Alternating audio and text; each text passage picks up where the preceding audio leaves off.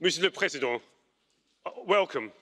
The European Conservatives and Reformists Group welcome a leader with a bold vision and the desire to shake things up. For too many national politicians praise the idea of ever closer union when in Brussels or in Strasbourg, but when they return home, their support for the European project of further political integration becomes a barely audible whisper. But, Monsieur le Président, what you say in Paris is what you have said here in Strasbourg, and that is to be respected. But when it comes to your desire to reform the European Union, the ECR group agrees with the objective, but I'm afraid the devil is in the detail. Whilst we share your commitment to strong transatlantic relations, cutting red tape to help businesses create jobs, and the need for closer security cooperation, your vision of a European Union with a bigger budget, harmonised corporate taxes, unified social policy, common asylum system, and a European Minister for Finance may be the right vision for France, but the ECR group feels it is not the right vision for all member states.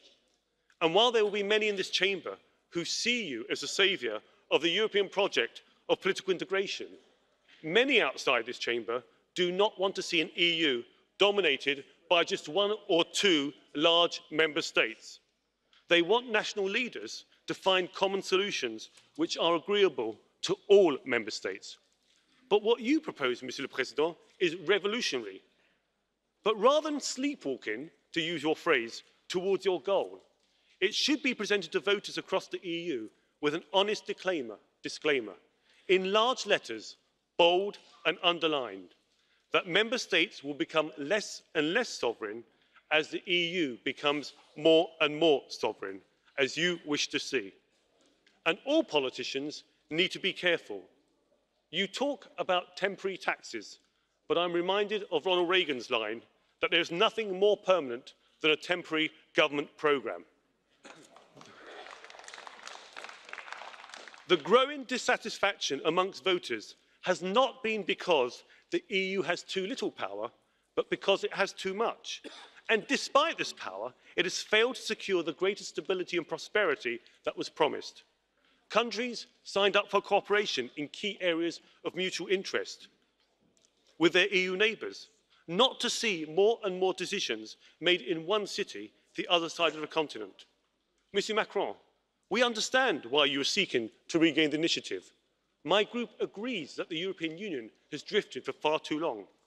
But by returning to the 1950s agenda of political integration, you may be in danger of ignoring those who want an EU to face the challenges of the 2050s, not the 1950s.